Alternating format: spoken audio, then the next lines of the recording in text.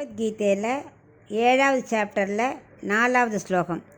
பூமிராப்போ நலோ வாயுஹு come மனோ புத்திரேவச அகங்காரம் இதி யம்மே பின்னா பிரகிருதிரஷ்டதா. இப்போ இதுக்குள்ளே அர்த்தத்தை பார்க்கலாம். கண்ணன் சொல்கிறார், எல்லோரும் என்கிட்ட இதை கூட அதை கூடன்னு கொடுக்குற வள்ளலாக தான் பார்க்குறா. என்னையே யாரும் கேட்டு வரமாட்டேங்கிறா. கர்மயோகம் ஞானயோகம்னு எல்லாம் கஷ்டப்பட்டு பண்ணுறதெல்லாம் தனக்கு வேணுங்கிற சாமான அடையத்தான். சரணாகதி பண்ணணும்னு ஈஸியான பக்தி யோகத்தை வரமாட்டேங்கிறா. அதன் மூலமே நம்மளை அணையலாமே தெரிஞ்சுக்க மாட்டேங்கிறாளேன்னு 4வதுலேருந்து 12வது வரைக்கும் தன்னோட இயற்கை தன்மையை பற்றி சொல்கிறதான் எவ்வளோ உயர்ந்தவர் அப்படிங்கிறத இப்போ காட்டப்போகிறார். மற்ற எல்லாருமே ஈவன் தேவர்கள்லேருந்து எல்லோரும் வெறும் கூழாங்கற்களை போல், இவர் மட்டுமே மேரு பர்வதம் வைரக்கல் அதை மாதிரி மற்றவாள்லாம் ஒன்றுமே இல்லைங்கிறத புரிஞ்சுக்கணும் அப்படின்னு இப்போ விளக்க ஆரம்பிக்க போகிறார். அச்சித்வமாக இந்த இதில் அச்சித்வத்தை பற்றி மட்டும் சொல்கிறார்.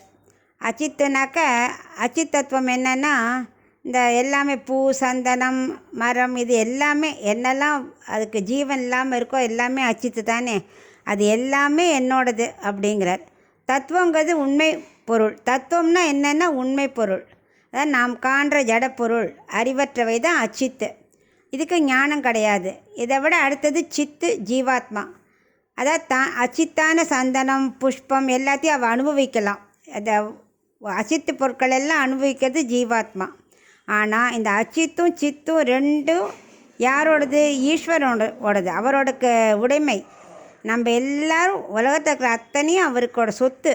ஸோ அவர் தான் அதை ஆடுறவர், அவர் தான் பரமாத்மா. ஸோ சித்து அச்சித்து பரமாத்மா 3 இருக்கு இல்லையா? 3 தத்துவத்தை பற்றி சொல்கிறார். ஸோ சிருஷ்டி ஃபஸ்ட்டு என்ன பண்ணுவார்? சிருஷ்டி ஆரம்பிக்கிறார். அதுக்கு முதல்ல தாயார் கடாட்சம் வந்த உடனே சிருஷ்டி ஆரம்பிக்கிறார். முதல்ல என்ன பண்ணுவோம்? ஒரு செடி போடணும்னா விதையை வைக்கிறோம் இல்லையா? அந்த விதையை வைக்கிறது தான் முளையிடுறதுல லேசாக, அதுக்கு பேர் மூல பிரகிருதி. அதுலேருந்து என்ன பண்ணுவோம்? விதையை வச்சோம்னா சின்னதாக தண்டு வரும், கிளை வரும், பூ மொட்டு பூ காய் எல்லாமே வருது இல்லையா வரிசையாக. ஸோ இப்போ முதல்ல பிரகிருதிங்கிறது விதை. அந்த பிரகிருத்தியான விதையை பரமாத்மாவோட உடல், அத்தனையும் என்னது? பிரகிருதி பரமாத்மாவோட உடல். இதுதான் மாறுதலுக்கு உட்படுறது. எப்படி விதை முளைச்சி தண்டு கிளை பூ காயெலாம் வருதோ அது மாதிரி பரமாத்மாவோட உடல்லேருந்து தான் எல்லாம் மாறுதல் ஏற்படுறது. அந்த மாறுதலுக்கு பேர் மகான். ஸோ மூல பிரகிருதி நெக்ஸ்ட்டு மகான். மகான்னா அப்படி மொளை அப்படி விதையிலேருந்து வரா மாதிரி.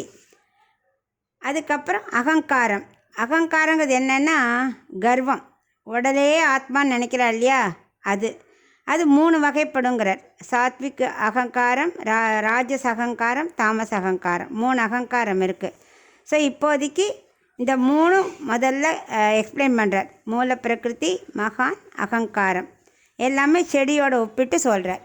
மற்றது இன்னும் எக்ஸ்ப்ளனேஷன் அடுத்த ஸ்லோகத்தில் சொல்லுவார்.